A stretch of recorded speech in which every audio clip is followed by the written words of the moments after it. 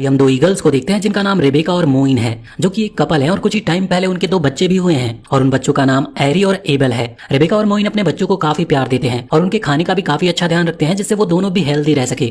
ऐसे ही कुछ टाइम बीत जाता और रेबेका और मोइन लगातार हर खतरे से अपने बच्चों को प्रोटेक्ट करते आ रहे थे। लेकिन फिर एक दिन अपने इलाके की रक्षा करने के लिए मोइन की फाइट एक दूसरी ईगल से हो जाती है। काफी टाइम फाइट करने के बाद आखिर में जमीन पर गिरकर मोइन की मौत हो गई। अब कुछ टाइम बाद एक आदमी डेंसर को मोइन की बॉडी मिलती है। डेंसर के साथ केलर भी था जो कि डेंसर का साथी ही है। केलर को मोइन पर काफी दया आती है क्योंकि केलर ने भी अपनी वाइफ को कुछ ही टाइम पहले खोया था और केलर का एक बेटा भी है जिसका नाम लूकस है। अपनी मदर की डेथ के बाद लूकस शांत सा रहने लगा और उसने अपने आप को दुनिया से भी दूर कर लिया। फिर ऐसे ही कई महीने निकल जाते और वो दोनों छोटे चील भी काफी पहले से बड़े हो चुके थे। लेकिन एक दिन उनकी मदर रेबेका उन्हें छोड़कर चली जाती है जिससे वो दोनों अकेला रहना सीख सके। पर कुछ ही टाइम बाद भूख की वजह से एरी और एबल फाइट करने लगते हैं क्योंकि उनके पास फाइट के अलावा और कोई दूसरा चारा ही नहीं बचा था। फाइट करते हुए एबल का पैर फिसलता और वो नीचे गिरने लगता है। वहीं एरी जो चाहकर भी एबल की मदद नहीं कर सकता था वो सिर्फ उसे नीचे से गिरता हुआ देखता है। एबल सीधा नीचे गिरता है क्योंकि उसे अभी उड़ना भी नहीं आता था। तभी रेबेका को अपने बच्चों की आवाज सुनाई देती है और वो रह नहीं पाती और सीधा उनके पास वापस आने लगती है। पर वो सिर्फ एरी को ही देखती है जिसकी वजह से उसे लगता है कि एबल कहीं चला गया। इसीलिए रेबेका भी एबल को पीछे छोड़कर आगे बढ़ जाती है। वहीं नीचे एबल कुछ कर नहीं पा रहा था जिसकी वजह से वो चींटियों का खाना बनता जा रहा होता है। पर एबल हार नहीं मानता और लगातार अपने आप को बचाने की कोशिश करता है। वो दूर चला जाता है जिससे उसे सोने की कोई अच्छी और सेफ जगह मिल सके।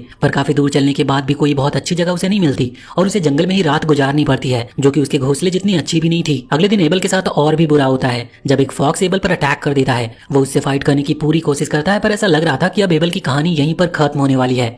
लेकिन तभी कोई चीज फॉक्स का ध्यान भटकाती है और एबल को भागने का एक काफी अच्छा मौका मिल गया था। तभी लूकस का डॉग स्काउट वहां पर आता है और उसके पीछे पीछे लूकस भी वहां पर आ जाता है। लूकस बेचारे एबल को अकेला देखता है तो वो उसके पास काफी प्यार और आराम से जाने लगता है। फिर वो अपनी जैकेट उतारकर एबल को दे देता है जिससे वो गर्म रह सके। फिर लूकस एबल को अपने घर पर ले आता है और एक तकिए को बीच में से फाड़कर उसके लिए एक घर बनाता है। फिर लूकस एबल को खाना भी खिलाता है। लूकस बाहर ठंड में अपनी फादर की मदद करने जा रहा होता है लेकिन फिर वो अपनी हुडी लूकस को निकाल कर दे देता है जिससे वो ठंड से बच सके। उसी शाम लूकस अपने फादर से कुछ फूड चुराता है जिससे एबल के लिए वो खाना कम ना पड़े। ऐसे ही कुछ टाइम बीत जाता और लूकस अब काफी टाइम एबल के साथ बिताने लगा था और पूरे दिन उसी के साथ लेटा रहता। तभी बारिश होने लगती है।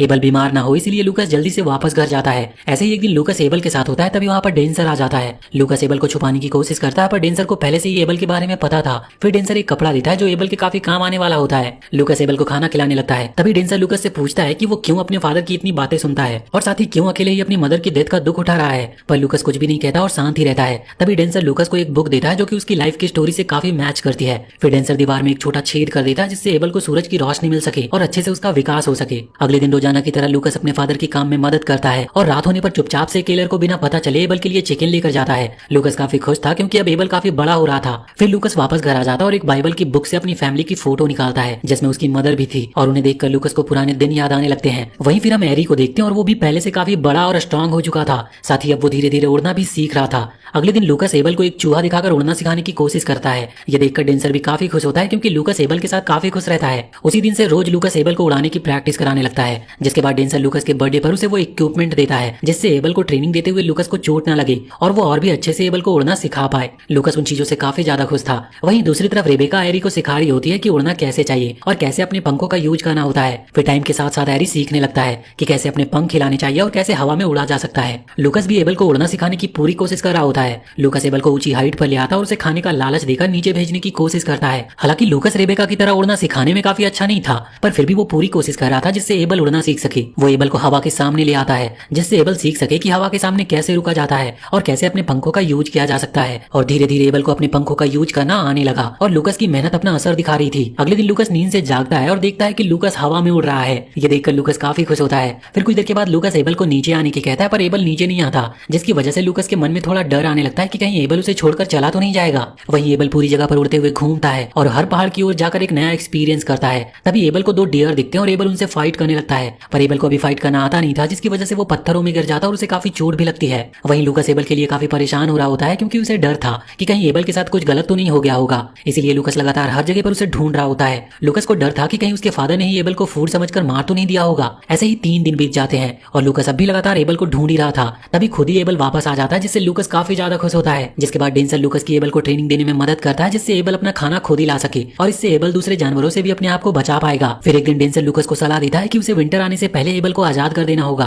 क्योंकि यही एबल के लिए सबसे अच्छा होगा, इससे वो सही से ग्रो कर पाएगा। पर लूकस को ये बिल्कुल अच्छा नहीं लगता, क्योंकि अपनी मदर के जाने के बाद अब लूकस किसी और को खोना नहीं चाहता था और एबल अब लूकस की जिंदगी का एक काफी जरूरी किरदार बन चुका है। पर आखिर में एबल के लिए लूकस को ये मानना ही पड़ता है और एबल के साथ काफी अच्छा टाइम बिताने के बाद डेंजर और लूकस एबल को लेकर एक काफी ऊंचे पहाड़ पर पहुंचते हैं, जहां से एबल काफी आसानी से काफी लंबी जर्नी की शुरुआत कर सके। लूकस ने यहाँ पर एबल की आंख बंद कर रखी थी, जिससे एबल को पता ना चल सके कि वो उसे वापस उसकी जिंदगी की जर्नी पर लेकर जा रहे हैं। फिर लूकस अपने नाम का एक ब्रेसलेट एबल के पैर में पहना देता है, जिससे वो हमेशा उसका बनकर रह सके। जिसके बाद लूकस एबल की आंखें खोलता है और उसे वहां से उड़ा देता है। एबल भी काफी ऊंचे ऊंचे पहाड़ों के ऊपर से जाने लगा था। फिर लूकस वापस घर आकर एबल के पंख को देखता है, जो उसने हमेशा से संभाल कर रखे थे, और कुछ ही टाइम बाद उस इलाके में बर्फ भी पड़ने लगती है, जिसकी वजह से हर जगह पर एक काफी मोटी बर्फ की चादर पड़ जाती है। वहीं एबल को खाना इकट्ठा करने में काफी दिक्कत आ रही थी, क्योंकि जिस फॉक्स को वो पकड़ने की कोशिश कर रहा था वो पानी में गिर जाती है और उसकी वजह से एबल भी पानी में गिर गया था। वहीं दूसरी तरफ लूकस एक पत्थर पर एबल के लिए खाना रखता है, क्योंकि उसे लग रहा था कि एबल वहां जरूर वापस आएगा। फिर लूकस वहां सो भी जाता है, लेकिन जैसे ही उसकी आंखें खुलती है लूकस देखता है उसके पास एक वुल्फ आ चुका है, जो कि काफी खतरनाक लग रहा था। लूकस उससे बचकर भागने लगता है, पर लूकस एक ट्रैप में जा फंसता है, जो कि उसके फादर ने ही दूसरे जानवरों को फंसाने के लिए लगाया था।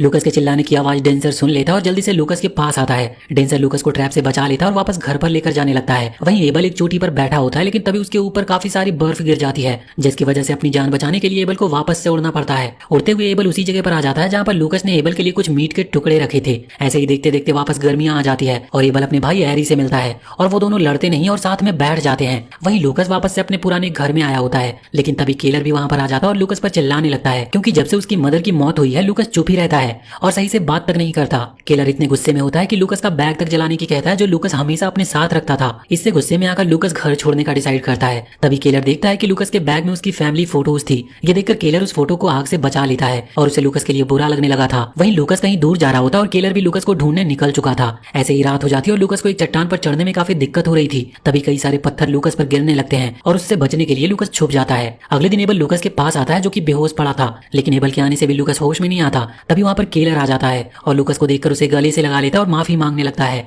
जिसके बाद हम देखते हैं कि कई साल बीत जाते हैं और लूकस अपने फादर के साथ अपने रिश्ते पहले से सुधारने की कोशिश कर रहा था और अब वो अपने फादर की मदद भी पहले से ज्यादा अच्छे से कर पाता है। साथ ही जब भी लूकस फॉरेस्ट पर आता है तो वो हमेशा अपने साथ ग्लव्स लेकर आता है, इस उम्मीद के साथ कि हो सकता है एबल वापस उसके पास आ जाए। ऐसे ही एक दिन केलर लूकस को समझा रहा होता है कि अब एबल वापस नहीं आएगा, लेकिन तभी लूकस को कुछ महसूस होता है और वो देखता है कि उसके पीछे एबल वापस आ रहा है और इसी के साथ उनके अलग होने की ये जर्नी यहीं पर खत्म हो जाती है और लूकस एबल के पैर से वो नाम वाला ब्रेसलेट हटा लेता है। फिर एबल वापस से उड़ जाता है और हम देखते हैं कि एबल अपने घोंसले में जाता है, जहाँ पर उसकी वाइफ टमारा थी और अंडे में एबल का बच्चा भी था, जो कि अब बड़ा हो रहा था। और इसी के साथ ये कहानी यहीं पर खत्म होती है।